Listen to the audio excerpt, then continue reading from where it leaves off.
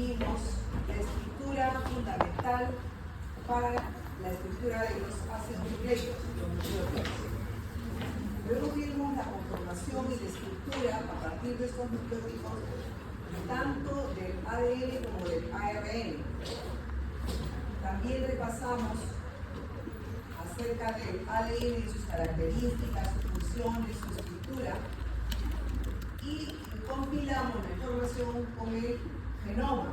El genoma corresponde a todas las estructuras, todo lo que incluye los ácidos nucleicos, material genético.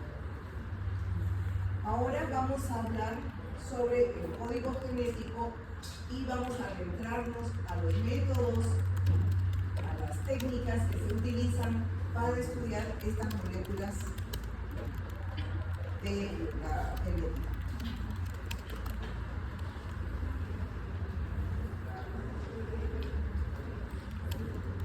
El código genético son las reglas, los parámetros que se tienen para determinar la secuencia de toda la estructura del ADN y del ARN. Determinan estas reglas la secuencia de los aminoácidos para la conformación, para la síntesis de las proteínas. ¿Cuál es la característica? La característica está relacionada a la estructura y a la función del ARN. El ARN tiene fragmentos denominados codones. Tienen un inicio y un fin que están destinados específicamente para la síntesis de proteínas específicas al codón que corresponda. Existe una serie de aminoácidos que conforman los codones, que significa la estructura de 3 aminoácidos, 3 moléculas para estar relacionada a la producción de un aminoácido. Estos codones tienen como función principal la relación a la producción de las proteínas. Están relacionados también estos codones a la evolución, la herencia evolutiva, vale decir que ya están determinados en esa estructura. La clase anterior vimos las características, la estructura del ADN, el ácido desoxirribonucleico. En esta clase vamos a ver las estructuras, las características, las funciones del ácido ribonucleico. Algo ya lo hemos mencionado cuando hemos hablado de la replicación del ADN. Entonces, esta célula, este ácido ribonucleico tiene muchas funciones, varias funciones, porque hay varios tipos de ARN. Pero principalmente está relacionado o está encargado de la transmisión de la información genética. Vimos que recibe, a partir del ADN, recibe la información genética dentro de lo que es la mitosis o la división celular, y también regula la expresión. Mencionamos en la clase anterior que los genes están presentes de manera completa en cada una de las células y que dependiendo del tejido o el órgano en el que se encuentra, los genes se expresan o se inhiben dependiendo de su función y su estructura. Entonces, el ARN está encargado pues, de esta regulación de la expresión génica. Además, después de haber recibido la información del ADN, va a configurar esta información en la estructura de la síntesis de las proteínas. Existen 3 tipos de ARN. El ARN mensajero, que es el que ayer hemos mencionado, la clase anterior hemos mencionado, que es el que recibe pues, la información genética y que la recibe obviamente en el núcleo. La que va a transportar, esta es la molécula que va a transportar esta información hacia el citoplasma, hacia el ribosoma, para la síntesis de las proteínas. También existe otra molécula de ARN transferencia es que va a llevar los aminoácidos correspondientes como parte de la síntesis y ensamblar las proteínas. Estas son los tres tipos de ARN, como hemos mencionado. El mensajero es el que lleva la información a partir del DNA. El de transferencia la transporta hacia la formación para la producción de proteínas, y el ARN ribosomal forma parte de los ribosomas, que es en donde se va a producir este mecanismo. Esta es una lámina que sintetiza todo el proceso de la replicación, desde los procesos que se realizan en el núcleo y luego los procesos que continúan para realizarse en el citoplasma. Ayer hemos mencionado una serie de enzimas, una serie de moléculas que intervienen en la separación de las células del ADN, la conformación de las cadenas correspondientes que se van generando en esta fase de transcripción y que van siendo trasladadas al RN mensajero, ARN mensajero, en una molécula denominada PRE. Esta molécula es la que va a transportar, en el transporte va a sufrir un proceso para la transformación en ARN mensajero, y va a trasladar la información desde el núcleo hacia el citoplasma, llegando al ribosoma, en donde va a construir, reconstruir, recomponer la información recibida, captando los aminoácidos que son trasladados por el ARN de transferencia, y se van estructurando los codones correspondientes a estos segmentos, que van a ser materia prima, base fundamental de la estructura, y van a producirse a partir de estos codones las proteínas específicas. Entonces, este es como un resumen de lo que es la replicación del ADN. Ubicándonos en la molécula de estructura, la hebra del ARN, pasen adelante, en la ARN, vemos pues que las bases son una secuencia, ¿no?, de estas moléculas, y cada 3 moléculas se conforma lo que se denomina el codón, que es parte de la estructura del ARN. Estos codones, a su vez, ya hemos visto en la lámina anterior, van a dar origen a los aminoácidos para posteriormente pues, ser parte de la síntesis de las proteínas. Entonces, estas bases nitrogenadas, que ya las hemos visto, son las que conforman los codones. Existen en las combinaciones 64 posibles codones. Se intercambian, se interrelacionan cada 3 de diferentes modos. Lo que menciona que se puede hacer hasta 4 elevado a las 3 combinaciones, posibles combinaciones. Y estos codones van a codificar los aminoácidos, que son, dijimos, el elemento base para la formación de las proteínas.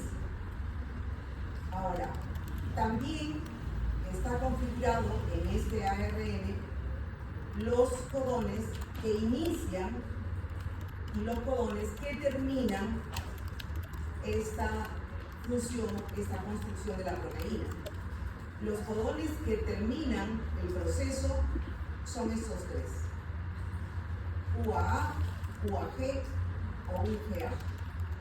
A diferencia del codón que tiene doble función, genera un aminoácido, pero da la pauta del inicio y es el único que da el inicio, es el codón conformado por AUG, adenina, uracilo, guanidina. Muy bien. Entonces, para sintetizar, para resumir, tenemos aquí la replicación del ADN, la primera fase, que es la transcripción hacia el ARN, y luego esta información en el proceso de traducción tiene una serie de, obviamente, modificaciones y fenómenos, van a producir al final la proteína. El ADN, la transcripción, y el ARN, la traducción. Vamos a preguntar, estamos hablando bastante de replicación. Muy bien. Sin embargo, hemos dicho que todo está definido, todo está predeterminado, no es nada al azar. Entonces también existe una regulación en todos estos mecanismos. Y esta regulación se encarga pues de controlar en qué momento, dónde, cómo se expresa el gen, cuándo se expresa el gen. Vale decir, vigila cuidadosamente todas las etapas del proceso de replicación. Y obviamente es importante entonces para la división, la multiplicación celular. Actúa a diferentes niveles, mantiene un equilibrio, no debe haber ni mucho ADN, ni mucho RNA, ni mucha enzima, ni mucha replicación. Se mantiene un equilibrio de la materia prima como de los procesos. Volvemos a mencionar, hay una regulación para que los genes se expresen en el momento y en el lugar en donde tengan que expresarse, mientras que otros están inhibidos y no expresan la función a la que están asignados. Y obviamente también esta regulación va a responder a estímulos externos que se puedan presentar señales, bien para la producción o bien para la inhibición o para el cambio que corresponda al estímulo. Y la regulación es en todo momento, o sea, en el momento de la transcripción, luego la parte final de la transcripción, en la traducción y en la parte final también de la traducción. Entonces, la transcripción, como ya hemos mencionado, se regula el inicio y el fin de la copia que se va a entregar al ARN a partir del ADN y de las características, obviamente, de expresión de estos genes, de esta información. Regula también parte del transporte que va a ejercer el ARN en el citoplasma, cuida que no se destruya, que se mantenga tal cual con la información valiosa que está transmitiendo, que está transportando, para llegar a la etapa de la traducción y que vigila, regula a cuánta velocidad o dependiendo de la necesidad, si se inhibe y si este proceso de la formación de las proteínas se está realizando de manera adecuada. Y en la parte final de esta síntesis de las proteínas, vigila, regula si es que las proteínas van a sufrir algún mecanismo adicional, como por ejemplo una fosforilación o algún nivel de degradación o la función de esta enzima en relación a la actividad enzimática. Entonces, como ven, todo el proceso está vigilado y regulado claramente. Cuando hablamos del ciclo celular y hablamos pues de la división celular, del ciclo de la división celular, existen también, como parte de esta regulación, genes específicos que están promoviendo la división y genes específicos que están suprimiendo, están deteniendo este ciclo celular. Los genes que están relacionados a promover la división celular tienen relación con proteínas y enzimas. Proteínas como las ciclinas y enzimas como algunas quinasas, pero que dependen de las ciclinas. Entonces acá tenemos que los proto-oncogenes son los genes que están actuando de manera estándar, de manera adecuada para regular el crecimiento y la división celular.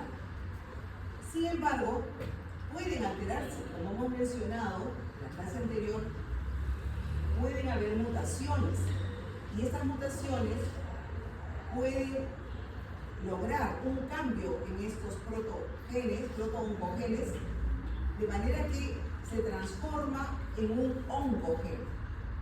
Este oncogen va a actuar de manera desordenada, de manera distinta al estándar del proto-oncogen, de tal manera que como resultado puede incluso llegar a estimular la producción de un cáncer.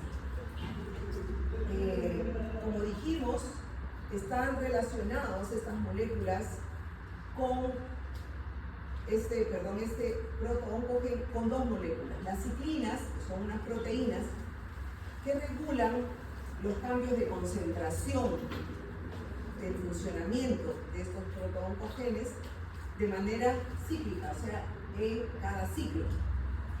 Y son también esenciales para activar esa enzima, la quinasa dependiente de las ciclinas. Se actúan en conjunto. Y estas enzimas son las que fosforilan las proteínas específicas dentro de la progresión del ciclo celular.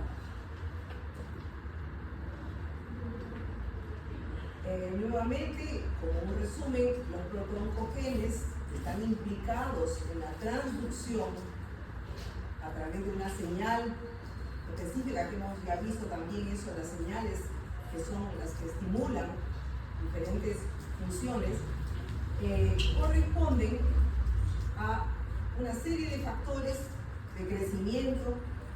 También estos proto-oncogenes codifican receptores específicos para poder recibir las señales correspondientes. Ya hemos visto incluso este receptor de tirosina quinasa. También codifican los receptores, diríamos, que inhiben, que no tienen actividad para la tirosina quinasa. Codifican proteínas que tienen relación con las señales mitogénicas, vale decir, dentro del proceso de la mitosis. Codifican también proteínas que tienen la función específica en la transducción del ADN para el traslado de la información. Como vimos en la lámina, también hay genes supresores, o sea, unos que activan, ¿no?, la división celular, el funcionamiento, y otros que suprimen. Vale decir que son los que indican que se detenga el ciclo celular, que están relacionados a las estructuras puntuales. Con esta inhibición muchas veces se genera mecanismos de reparación. Mencionamos que sí, cuando hay algunas alteraciones, mutaciones, también, ¿no?, genes que vigilan reparar estos daños, que algunas veces se logra y otros no se logran. Y dependiendo de las alteraciones, que son pequeñas, pueden no expresarse, pueden no manifestarse, o en su efecto puede manifestarse dependiendo del tipo de alteración. Entonces, tenemos aquí esta proteína, que es una proteína importante, que inhibe el ciclo celular, es la proteína P53. Bloquea determinados niveles y está pues relacionado a la inhibición del ciclo celular. Tenemos este gen RB que está relacionado al retinoblastoma, un tumor ocular que se presenta en niños y que obviamente normalmente los genes supresores suprimen, detienen su expresión, que es la generación del tumor ocular. Sin embargo, si estos genes supresores no funcionan, Entonces, este gen del retinoblastoma puede manifestarse en el niño como el tumor ocular cuando esté pues, en los primeros años de vida. Igualmente, el gen NF1, que está relacionado a la neurofibromatosis, es un gen que también no está expresado, está inhibido, está suprimido, pero dependiendo de las circunstancias puede expresarse.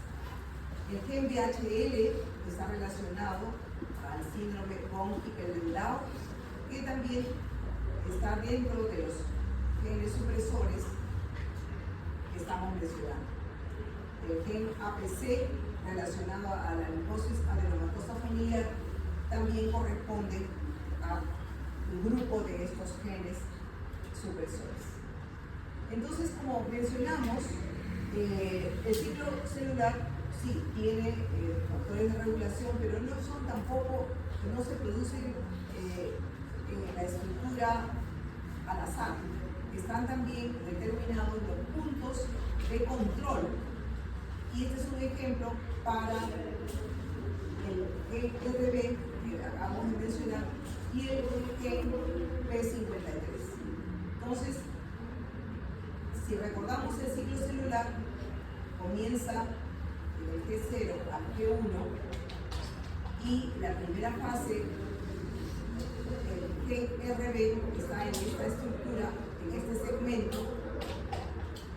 Antes de duplicarse el DNA, están los genes ahí presentes y va a depender de lo que hemos mencionado de la regulación para que se exprese bien el gen P53. ¿A qué está relacionado el gen P53? A la estimulación, la promoción celular. Y el gen RB, ¿a qué está relacionado? Forma parte de qué grupo de genes. El P53 estimula el ciclo celular y el RB inhibe, suprime el ciclo celular. Entonces, antagónicamente, ¿no?, puede encontrarse en la misma porción, en el mismo segmento. Sin embargo, la expresión de ellos va a depender pues de la regulación que ocurra. Aquí ocurre un chequeo, es decir, para el tamaño de la célula y la integridad del ADN, antes de llegar a la fase S, que es en donde se realiza la replicación del ADN. Luego, continuando con el ciclo, tenemos aquí el otro punto de control que monitorea ya la síntesis del ADN, el proceso de replicación que se ha realizado, y también monitorea los posibles daños que hubieran en esa síntesis. Y por último, en este paso, después de la fase M, también existe otro punto de control que habla del ensamblaje de la formación de las cadenas, verificando pues la conformación, la estructura adecuada. Entonces, dentro del ciclo celular tenemos varios puntos de control y van a depender de estos controles, de estos chequeos, la expresión de los genes para que el ciclo celular se estimule o se inhiba.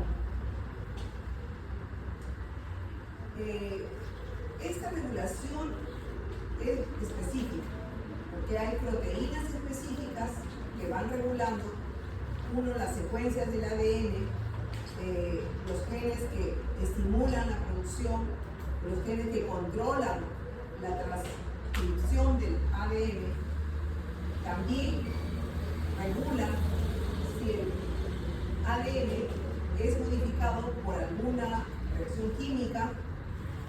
Por ejemplo, en algunos casos puede metilarse, ¿no?, en este paso de la transcripción, y por lo tanto se altera pues la expresión del gen.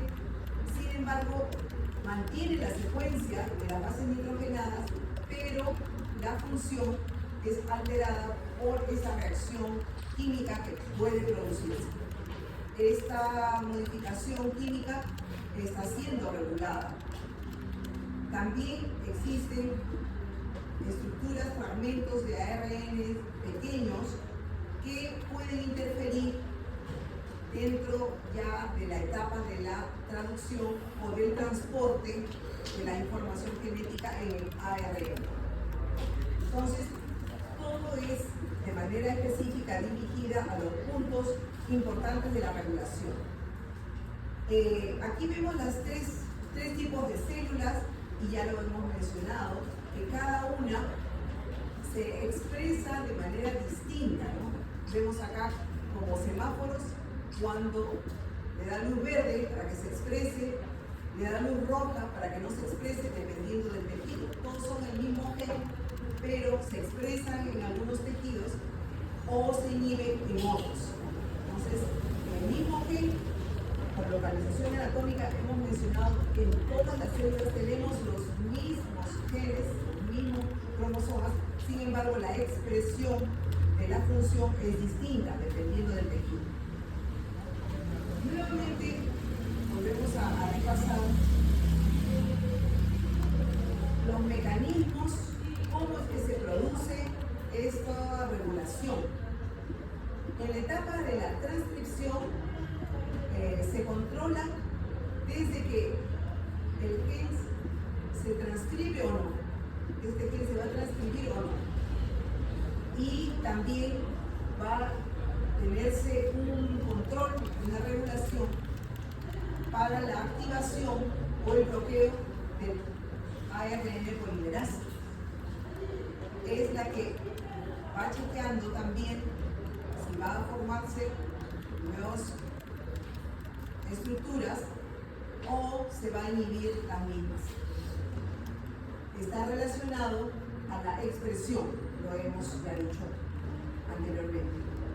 En la siguiente etapa, luego, cuando termina la transcripción, se regula pues la fase en que el ARN va a transportar desde el citoplasma hacia los ribosomas esta información y va a cuidar, controlar de que se mantenga la estabilidad de la cadena que está transportando de la información genética. En la etapa en que el ARN va a ordenar la información para formar o sintetizar la proteína, también existe un control.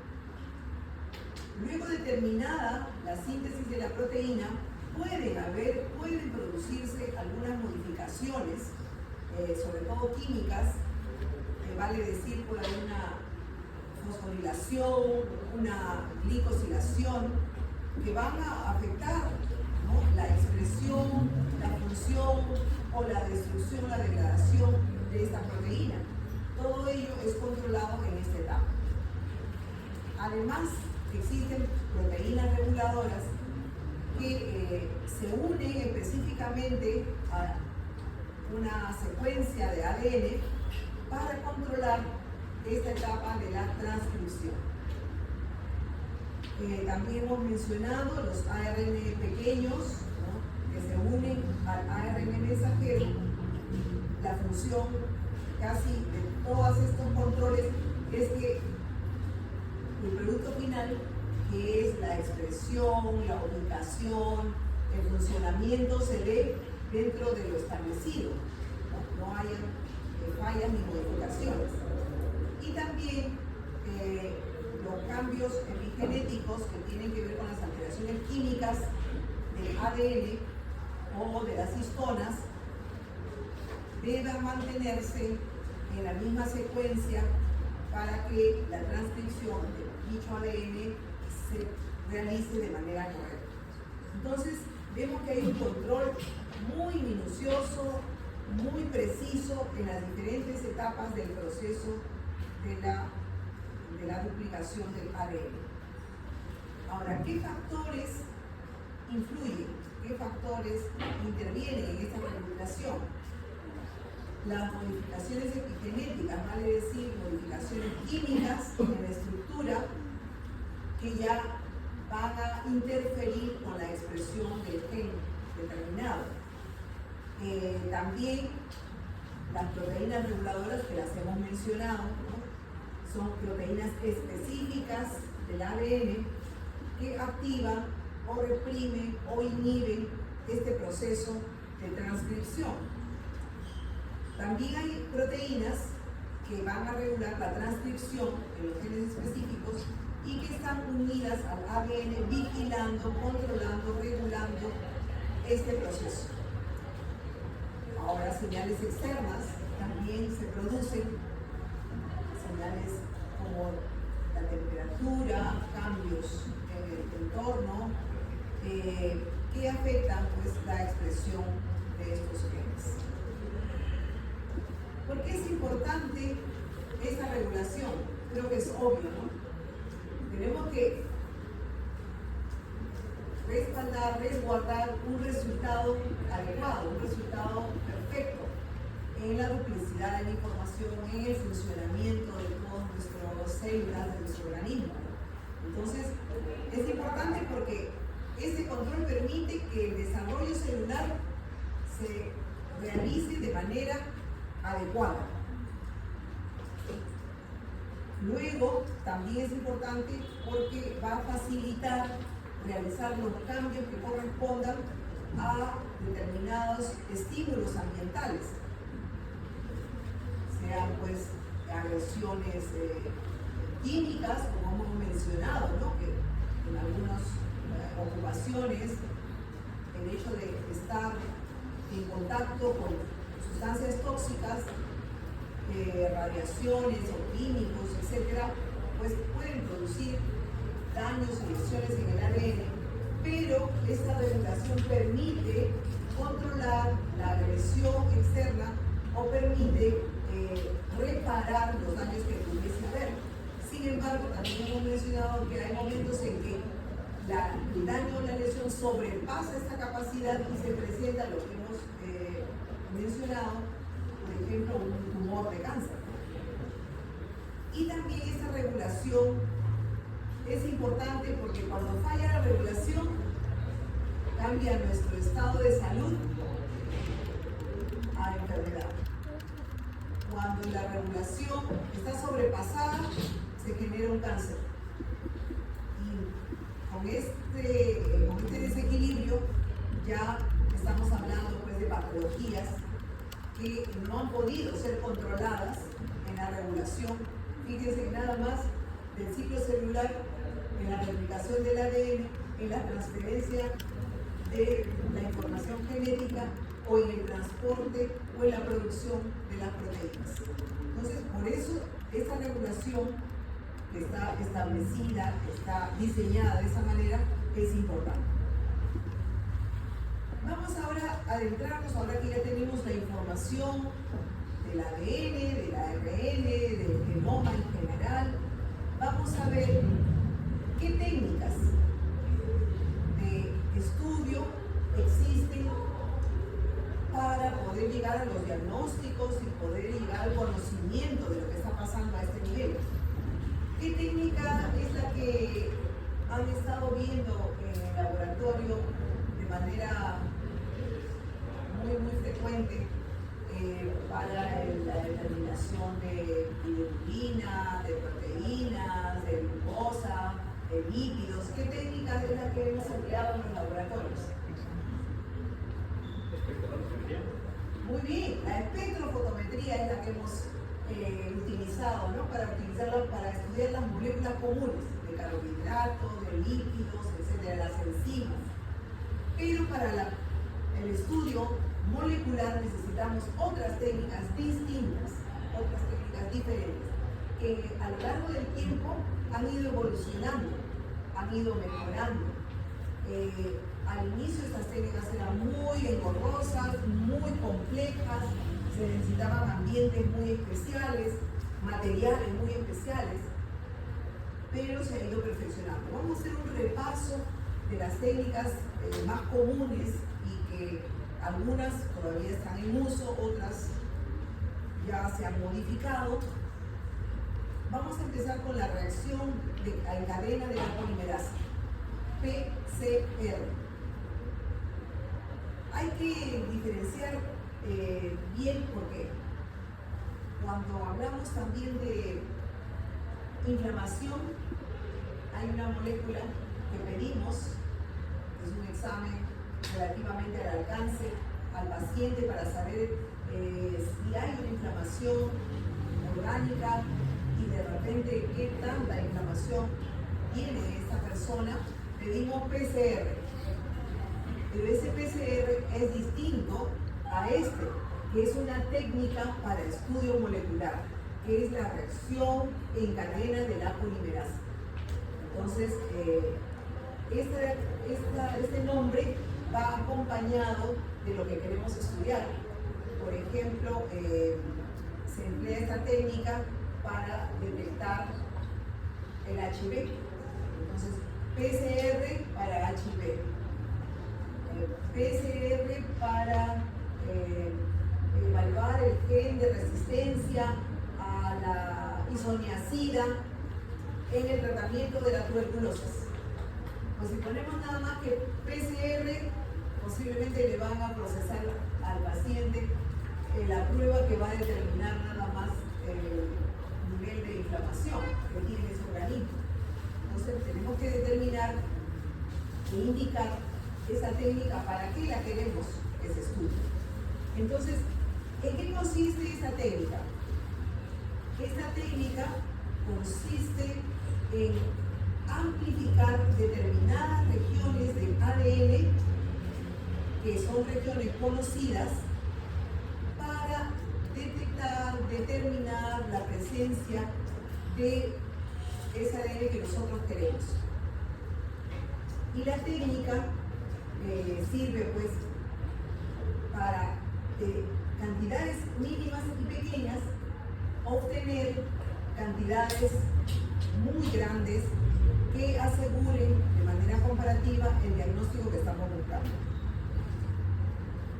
Para ello utilizamos un aparatito que se llama el termociclador, que ha ido evolucionando en el tiempo. Anteriormente era muy grande, muy manual, pero como digo, ha mejorado la técnica y consiste en obtener una muestra celular. Principalmente necesitamos una célula, porque la célula vamos a obtener el ADN. Generalmente para estas pruebas, ustedes han visto en las noticias de repente, ¿no? Dice para determinar la paternidad, que toman una muestra, ¿no?, de la cavidad de la mucosa oral. ¿Por qué? Porque las células de la mucosa oral se descaman fácilmente.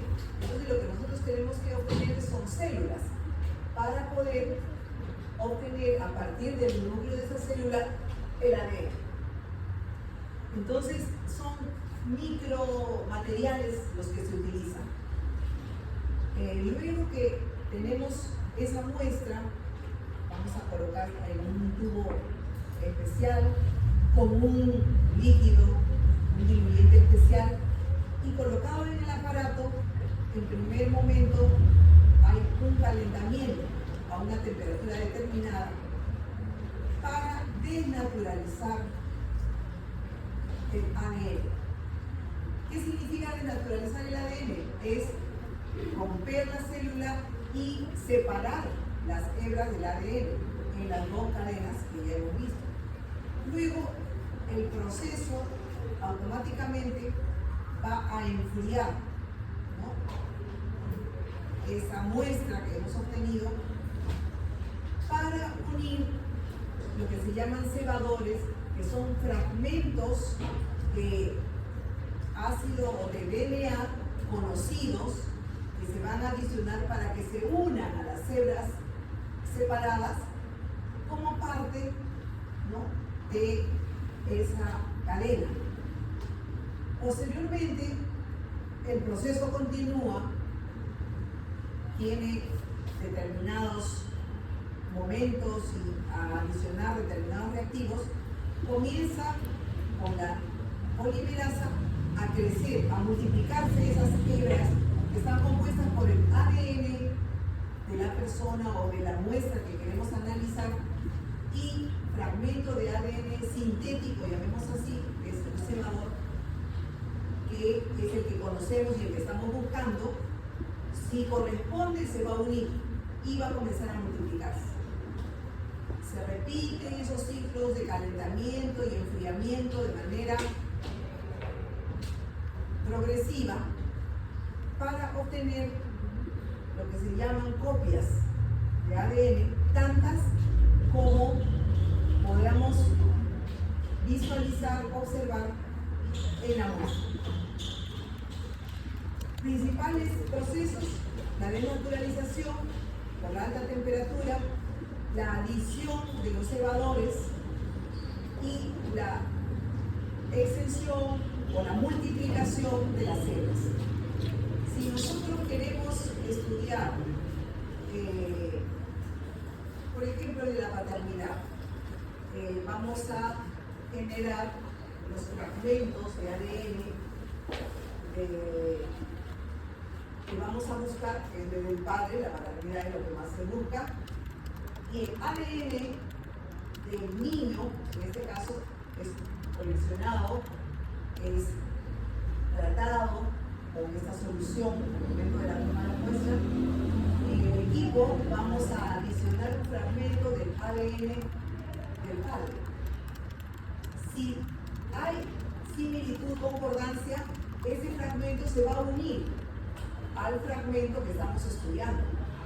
Pero si no encuentra ningún fragmento similar, no hay ninguna unión. Entonces, en esta reacción, nosotros vamos a decir, ¿es el padre o no es el padre? La fracción de ácidos nucleicos que se adiciona es la fracción conocida que nosotros queremos buscar en el ADN, pues, de la célula que corresponda, de la persona que corresponda, para determinar la presencia o no de lo que estamos buscando.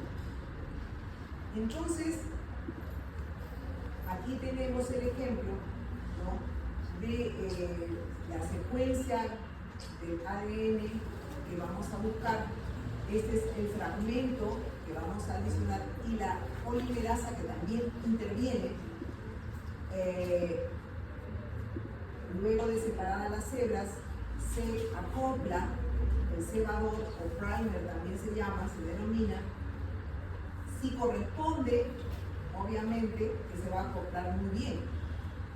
Luego, los ciclos, va a empezar a multiplicarse las hebras del ADN hasta generar tantas copias que podamos nosotros identificarlas y alcanzarlas como cantidad suficiente y correspondencia a lo que estamos buscando. Normalmente estos equipos tienen plataformas ya programadas que leen, ¿no?, la cantidad de ADN, la concordancia de la muestra problema, del ADN de la muestra problema y del cebador que nosotros hemos utilizado, el que estamos buscando, para confirmar lo que estamos, pues, estudiando. Entonces, con millones de copias, porque se siguen copiando de tal estructura, es que nosotros vamos a poder, de cantidades mínimas de ADN, con la multiplicación, con la replicación de estas moléculas, vamos a poder llegar a un resultado. Este procedimiento nos da información de que había o no había el ADN que estamos buscando.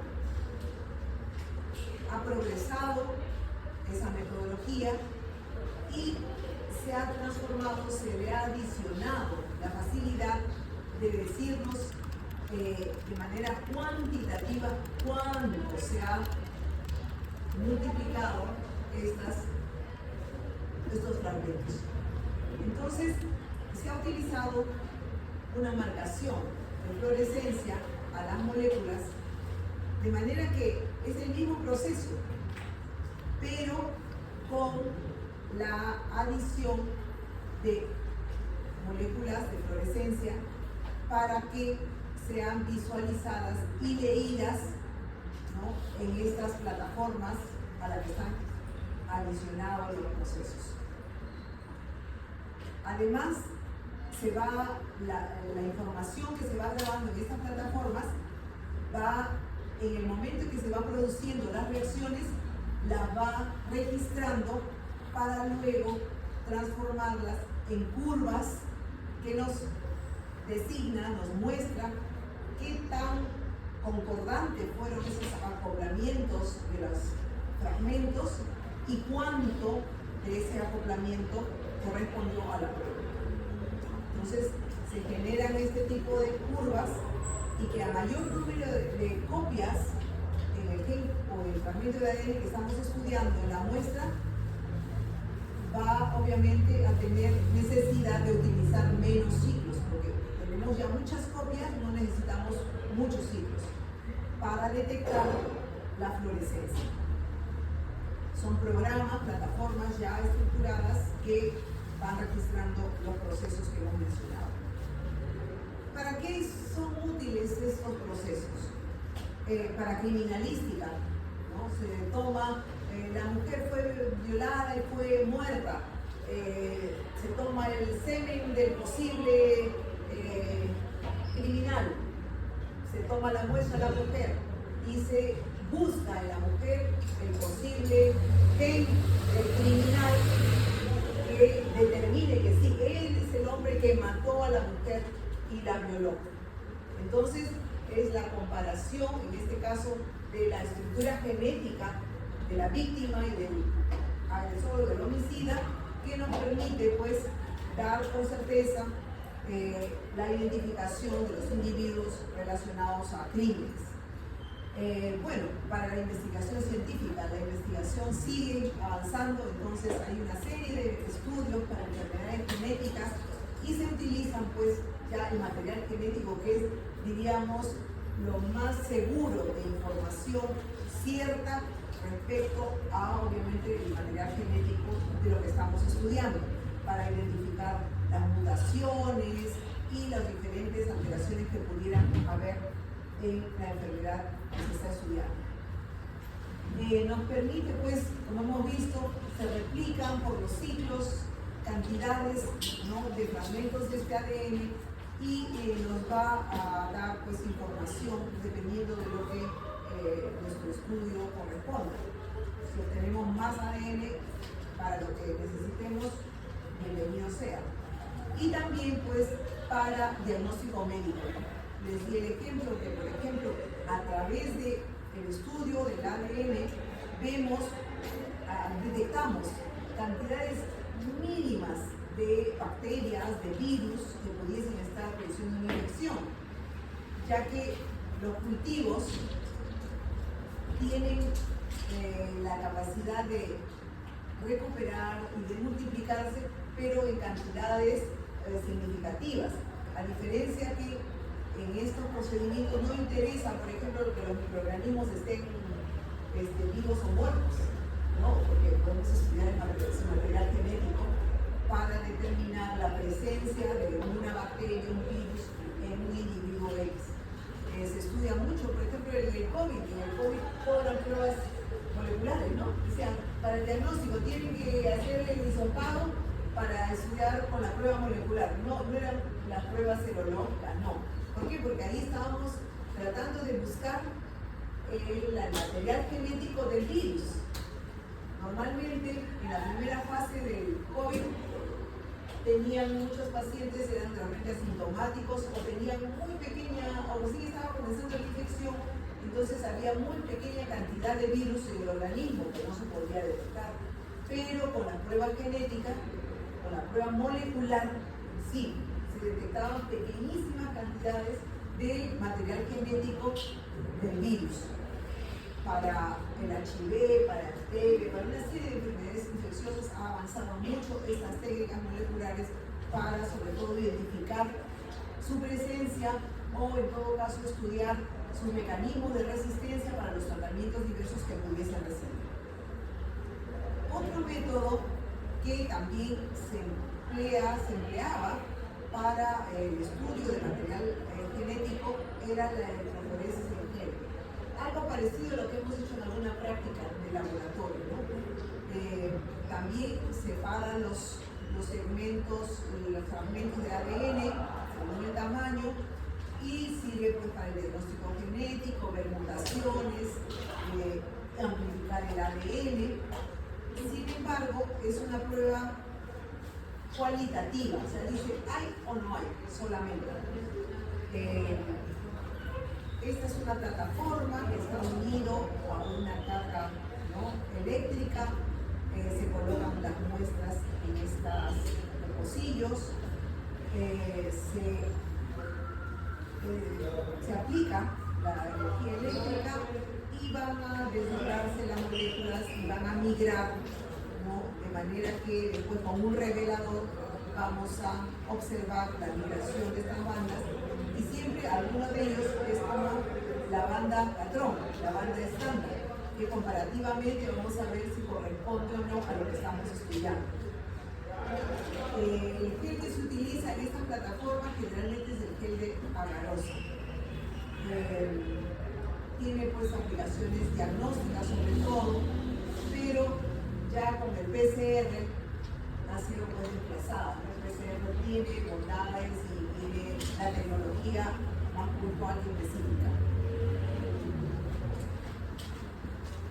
Estos genes se visualizan, como hemos mencionado, ¿no?, con la revelación de esta electroforesis y, como les dije, son estudios cualitativos, nada más no determina hay o no hay.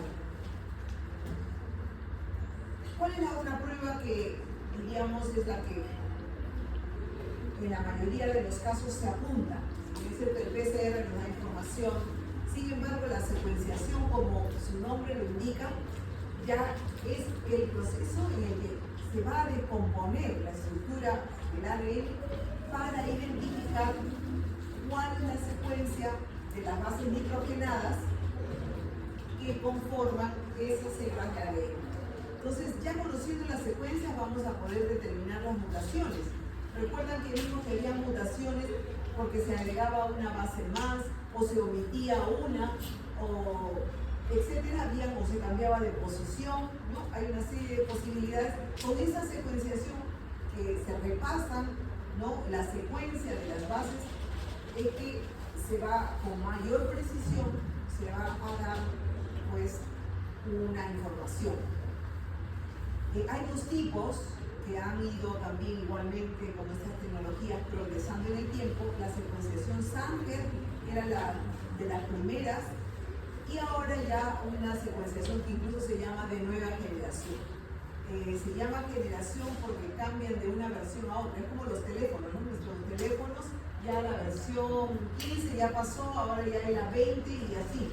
Igualmente aquí, tanto las plataformas que sirven para presentar o guardar la información y analizar la información van cambiando de versión, y la tecnología misma va empleando otros materiales, otros sistemas para mejorar la técnica, en este caso del procesamiento, para determinar la secuencia de, como su nombre lo indica, de las bases.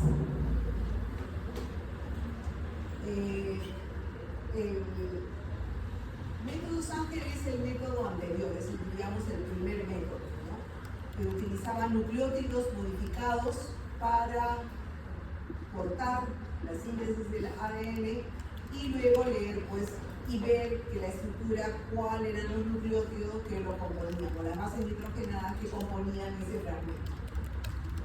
Sin embargo, en la metodología o en la versión, digamos, moderna, ya son estas técnicas automatizadas. Ya no hay intervención solamente de poner la muestra y ya los equipos hacen casi todo, ¿no? Y obviamente obtienen mucha información acerca de los millones de nucleótidos que hay en un fragmento de ADN. Estos proyectos pues es para estudiar grandes cantidades de muestras a gran escala y para estudios completos y bastante, diríamos, o de investigación, ¿no?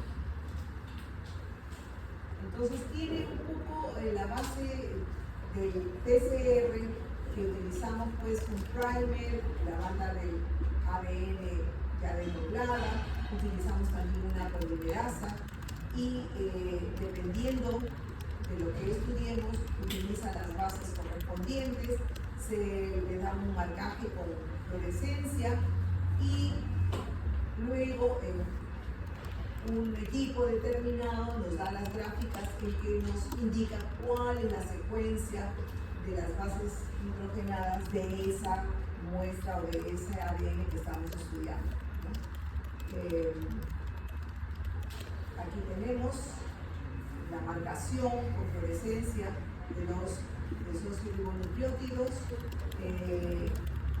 Se somete también a una parte de microforesis y luego ya las gráficas que nos dan la información por, fíjense, barras fotónicas y que por rayo láser detectan pues y grafican la secuencia que estamos buscando. Hay varias generaciones de esta, a pesar de ser moderna. Miren, aquí estamos viendo, el SEA sirve para estudiar ADN o ARN. Y luego la información se compara con la, se denominan bibliotecas, o sea, como hay un registro general, de manera comparativa, se obtiene la conclusión. Igualmente, una vez que se ha realizado esta identificación de los nucleótidos, se pueden multiplicar, ¿no?, para conseguir muchas copias. Las máquinas, como les menciono, en plataformas determinadas, específicas, analizan los datos y dan la información. Estos son los procedimientos en el laboratorio, que todas parten con la extracción del ADN de la muestra que nosotros queramos estudiar para lo que queramos estudiar. Y en el laboratorio son estos procedimientos que tienen mucha relación con la replicación que hemos visto, ¿no?, del ADN, con esas fases. Se han empleado, obviamente primero se ha conocido cuál es la fase de la replicación para poder generar, construir estas tecnologías que nos permitan in vitro simular, ¿no?, todas estas fases de la división de las hebras y el traslado de la información para obtener pues información adicional que nos ayude en lo que estamos estudiando, ¿no? Entonces acá nuevamente un resumen y por comparación con registros ya conocidos y el análisis bioinformático se obtiene el resultado. La secuenciación está en estos momentos de moda. Creo que acá en Lima, en el Perú, creo que hay algunos secuenciadores, algunos laboratorios que tienen estos secuenciadores y son pues utilizados para identificar enfermedades genéticas de manera precisa, porque ya se tiene conocido cuál es la secuencia de las bases de la enfermedad, por decir la fibrosis quística. Entonces hay alguien sospechoso, se le extrae el ADN, se le secuencia el ADN y se compara con el patrón estándar que ya está establecido de la fibrosis, que se dirá, sí, este niño lo que tiene es una fibrosis quística u otras enfermedades. Volvemos al tema de que la biología molecular y todos los avances nos orientan a la medicina personalizada, de manera individual, sabiendo la constitución genética de alguien y habiendo posibilidades de tratamientos determinados, ya redireccionar de manera específica un tratamiento para una persona por A o B características. Importantísimo, ahora se estudia mucho los cánceres hereditarios, por ejemplo el cáncer de mama. Si yo tuve mi mamá que tuvo cáncer de mama, mi abuelita también, tengo una hermana, una prima que tiene cáncer de mama y yo soy una mujer joven, puedo hacer un estudio molecular para determinar si yo tengo un gen que a la larga me produzca el cáncer de mama.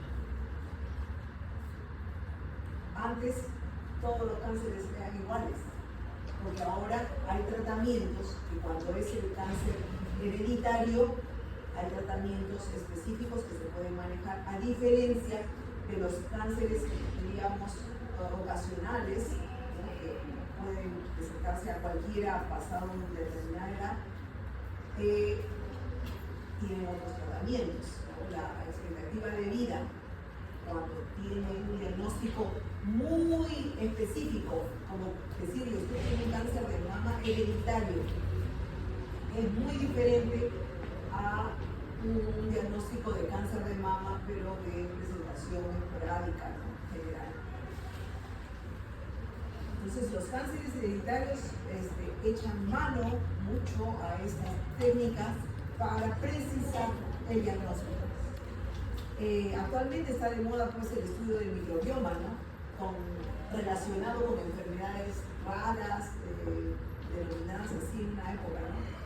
O enfermedades no clasificadas, también se denomina, ¿no? Se estudia pues el ADN de la microbiota, ¿no? Para saber las características y también obviamente los tratamientos preventivos. Teniendo la información, nosotros podemos prevenir, cambiar un estilo de vida, cambiar una alimentación determinada. Si me diagnostican que yo tengo un gen, ¿no? Que esta enfermedad por A o B razones en este momento no está expresada, pero si yo tengo un estilo de vida no saludable, ese gen se va a expresar y me va a dar la enfermedad. Entonces, conociendo estas enfermedades raras, podemos tomar medidas preventivas que mejoren, bloqueen, sigan inhibiendo, ¿no? Favorezcan esa inhibición de los genes y no se me exprese a lo largo de mi vida esa enfermedad. Obviamente que se está utilizando toda esta tecnología en investigación científica, porque como les he dicho desde un inicio, seguimos aprendiendo del funcionamiento de nuestro organismo. En biotecnología, la tecnología también se favorece en mejorar sus procesos, sus equipamientos, el uso de otras herramientas para la información. La medicina forense, ni qué decir, ¿no? Hemos mencionado un ejemplo, también se usa para agricultura, veterinaria, etc. Entonces, son técnicas que nos han facilitado y nos han mejorado enormemente la información respecto a una serie de aspectos de nuestra vida. Otra técnica es la hibridación del ADN. Esta técnica, una vez que se conoce una secuencia, digamos, estándar, se le acopla una secuencia complementaria. Hay dos tipos de técnicas en esta hibridación, que son microarrays y es FISH. El FISH usa fluorescencia y obviamente detecta los cromosomas, las secuencias complementarias. Y en el caso del microarrays se utiliza para ver variantes genéticas también, utilizando siempre esta complementariedad entre una sonda estándar conocida y una que vamos a estudiar. Sin embargo, el microarray nos permite estudiar también mayor cantidad de muestras utilizada para grandes volúmenes de estudios. Y también tiene el uso de aplicaciones diagnósticas para detectar anomalías cromosómicas. Ahora también está de moda la amniocentesis, se toma el líquido amniótico a la madre, o incluso desde el cordón umbilical le toman sangre al bebé y para estudiar los cromosomas, ¿no? Para estudiar si tiene alguna anomalía, ¿no? O alguna otra mutación y prevenir, ver qué se puede hacer para, dentro de estas anomalías cromosómicas, el diagnóstico prenatal, ¿no? Ya muchas mujeres se hacen la amniocentesis y echan mano de toda esta tecnología y de esta información. O también nos sirve para tipificar tumores. Una cosa es decir, sí, es un tumor de estómago, pero ¿qué tipo de tumor? es epitelial, es secretor, hay una gama. Dependiendo del tipo de tumor es el tratamiento, porque el tratamiento no se va igual a todos.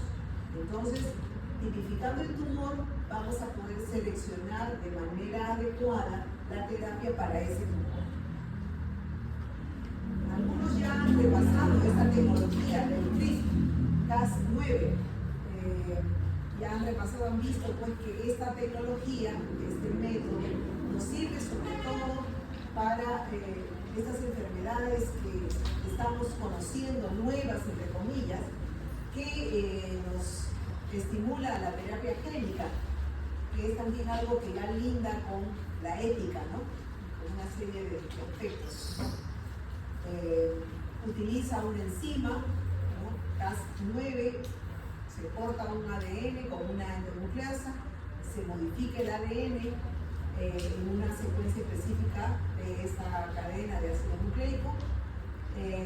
Es una técnica que está bastante entrando con fuerza, sin embargo, tiene también algunos detractores por lo que significa, pues sobre todo ya la manipulación genética in vivo. Existen otras pruebas como esta de Southern Blot, que es una técnica ya un poquito, diríamos que tiene algún tiempo en uso, y se utiliza aquí enzimas, ¿no? Y también se utiliza la electroforesis. Las aplicaciones que se hacían para los primeros tiempos era la detección de genes o mutaciones específicos y para algunas enfermedades puntuales, porque también todas las enfermedades no tenemos el código genético, llamemos así, de todas las enfermedades, ¿no? Porque los diagnósticos sobre todo es para buscar el gen que ya ha estudiado o el gen que está ya definido para tal o cual diagnóstico. En este caso también, por ejemplo, la enfermedad de la distrofia muscular de Duchenne tenía uso con esta tecnología. Hay tres tipos también, además de esa que ya hemos repasado, que estuvieron de moda en una época. Y el Southern Blot estudiaba ADN, el Northern Blot estudiaba RNA o ARN, y el Western Blot estudiaba proteínas en general. Esta técnica de Southern Blot extraía, ¿no?, el ADN por digestión enzimática, que es lo que hemos mencionado. En el caso del estudio del RNA con el Northern Blot era un aislamiento, una extracción nada más del RNA, al igual que el Western Blot, una extracción de la proteína. La separación de las moléculas, igual en las tres técnicas se empleaba la electroforesis. La base que se utilizaba en esta electroforesis era el nylon en el Southern Blot, al igual que en el Northern Blot, pero diferente al estudio de las proteínas, que utilizaba nitrocelulosa principalmente. Las ondas que se utilizaban, o los primers, como les mencioné, del ácido nucleico, era una secuencia, un fragmento que tenía, ¿no?, la secuencia conocida, que debía ser igual a la célula blanca, a la célula que estamos estudiando, para de manera comparativa hacer la identificación. En el caso del Northern Blot, la sonda, aquí sí, además del RNA, podríamos utilizar fragmentos de DNA o un oligo desoxinucleótido. En el caso del Western Blot son anticuerpos primarios, que son los que se utilizaban en la técnica. La zona marcadora del Southern Blot son las enzimas y radioisótopos, al igual que el estudio del RNA, también utilizaban enzimas con radioisótopos, y en el caso de las proteínas utilizaban enzimas solamente.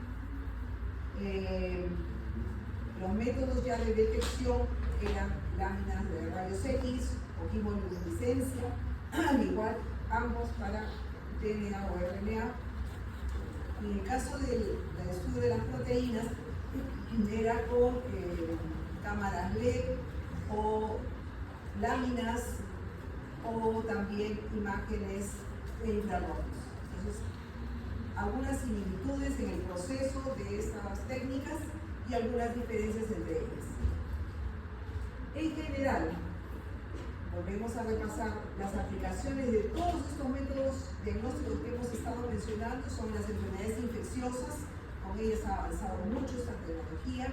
Enfermedades genéticas también contribuyen enormemente al estudio de estas enfermedades. La oncología también es otra área que, diríamos, de la tecnología contribuye a la información valiosa para los tratamientos y los métodos de prevención. Medicina personalizada, que lo hemos mencionado. En la parte legal, forense, también se emplea mucho esta técnica y es obviamente precisa en definir, pues, y resolver los casos de criminalística sobre todo, ¿no? Y también las pruebas de paternidad que hemos mencionado como ejemplo. Sin embargo, dentro de lo que es la estructura, pues, de los ácidos nucleicos, están estas estructuras, digamos, protegidas por unas nucleoproteínas o por unas proteínas que conforman la nucleoproteína, sea el ADN o el ARN. La proteína asociada, generalmente son las histonas, dan la estabilidad y también contribuyen a la regulación del material genético. Están presentes tanto en el ADN como en el ARN. Y esta nucleoproteína, pues, se asocia al ácido nucleico para darle la estructura y la estabilidad característica al material genético.